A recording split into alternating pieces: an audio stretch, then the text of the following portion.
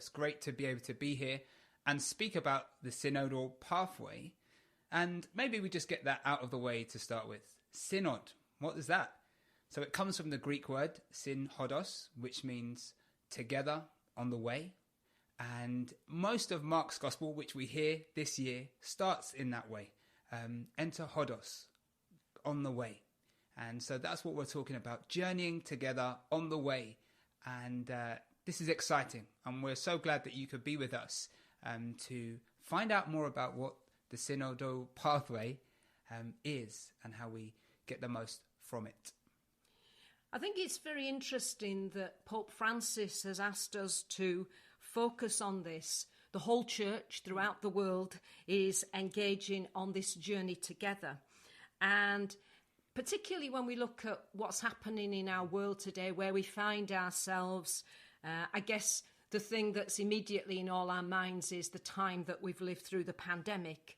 And I think this has been a time when many people have been caused to, or maybe led into, just thinking about their life and its fragility. Many of us have realised that we can't control things that perhaps we thought we could control. I think it's been a time when people have asked big questions, life and death questions, and maybe, we've had to operate in a survival mode. But what I've seen is not just concerned about ourselves, but there's been a great sense in which people have maybe reached out and met new people that they never had met before, and that's come about in adversity. Right, exactly. And I know that, Michelle, you've got a big heart for the gospel and that it's about going somewhere and living life with meaning. And as you said, like the recent times have caused people to ask those kind of questions. And it reminds me a bit of a pilgrimage.